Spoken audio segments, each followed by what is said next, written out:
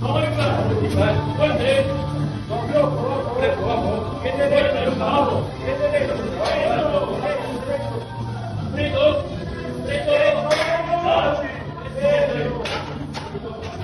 todos, vamos a hablar sobre liberadores de peso.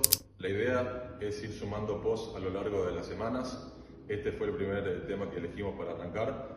Antes de arrancar con lo que es meramente liberadores de peso, cuál es la característica, cuál es su función, vamos a ver un poquito de resistencia acomodada, de introducción, como para tener noción de dónde estamos parados y de ahí poder empezar a hablar de liberadores de peso. Bien, cuando hablamos de resistencia acomodada estamos hablando de justamente acomodar la resistencia en diferentes fases del levantamiento o incluso durante todo el levantamiento según la estrategia que quiera usar y según la metodología que quiera utilizar. Vamos a encontrar tres modalidades para aplicar resistencia acomodada: bandas elásticas, cadenas y liberadores de peso. Pueden trabajarse tanto de forma independiente como de forma simultánea. Hoy vamos a trabajar sobre lo que es liberadores de peso, cuál es su funcionalidad y qué características representa en el cuerpo humano, en el organismo, y cómo lo aplicamos también en la práctica en powerlifting. Bueno, algunas de las características de los liberadores de peso: uno es generar una sobrecarga en una parte o en una porción del levantamiento. Vamos a poner como ejemplo la sentadilla. Cuando hacemos la fase excéntrica o la fase de bajada, esa parte va a estar en sobrecarga, es decir, va a tener un peso mayor al peso real de la barra, y cuando llegamos al punto final o al hoyo de la sentadilla, esos liberadores de peso se van a ir y voy a tener un peso mucho menor que el que bajé. Por eso el estímulo de sobrecarga lo vamos a tener en la fase excéntrica. Otra de las características es a nivel técnico, el tener ese contraste también de inestabilidad que me genera el tener los liberadores de peso en la barra.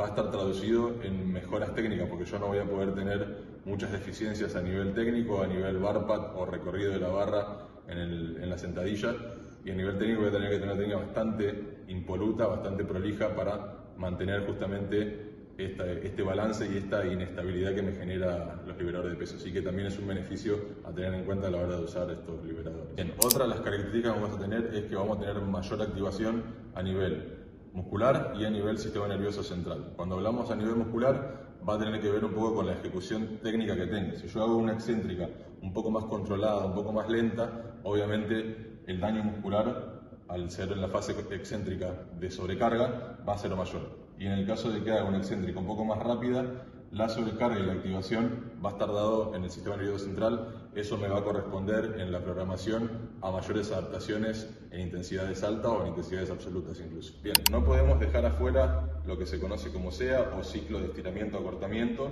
y la relación que tiene toda la resistencia acomodada e incluso otro tipo de contracción como la isometría u otra capacidad como es la pliometría. De esto vamos a hablar más adelante, pero el ciclo de estiramiento y acortamiento tiene muchos beneficios en la fuerza máxima. Incluso cuanto mayor sea la fuerza máxima, más partido le voy a sacar al ciclo de estiramiento-acortamiento y viceversa. Cuanto mayor sea mi eficiencia a nivel ciclo de estiramiento-acortamiento, mejor aplicación de fuerza máxima voy a tener en cualquier levantamiento que haga. Esto se conoce como método reactivo. Luis Simons hablaba un poco del método reactivo y hay información al respecto de eso en las redes, pero básicamente es mejorar la fuerza máxima para tener mejor ciclo de estiramiento-acortamiento o un ciclo de estiramiento más eficiente. Esto quiere decir, en un ejemplo práctico, que yo puedo saltar mucho más alto, puedo correr mucho más rápido cuando mis niveles de fuerza máxima, de fuerza absoluta, son más altos en relación a alguien que no tenga los mismos niveles de fuerza. No va a ser lo mismo una persona que tiene 200 o 2.0 de sentadilla a una persona que tenga 1.0 de sentadilla, ya sea corriendo o la especificidad del deporte que se le quiera dar. Por eso los liberadores de peso eran una de las estrategias que se usaban en website como método reactivo, justamente para mejorar la fuerza máxima, fuerza absoluta, y para tener transferencia en el ciclo de estiramiento-acortamiento. Entonces, todas estas características que estuvimos viendo son las que nos describen los liberadores de peso y cómo aplicarlo también. Una de las cosas de aplicación para tener un margen de referencia en qué porcentajes o qué peso le tengo que poner es un 20% de la carga total en liberadores. Por ejemplo, si yo tengo que hacer al 90%, le pongo el 70% en el peso real de la barra y el 20% restante que me completa los 90% en liberadores de peso. Y con respecto a la dosificación, van a ser no más de 3 repes y obviamente no menos de una repetición. Entre 1 y 3 reps serían lo ideal. Obviamente voy a hacer una repetición con liberadores de peso y con toda la energía que fui almacenando voy a hacer las otras 2 repeticiones que me quedan.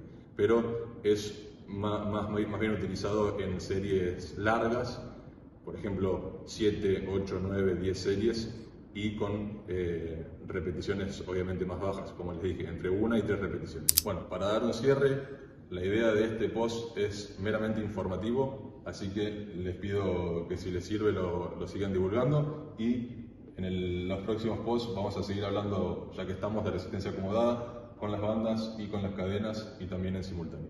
Nos vemos la próxima, gracias.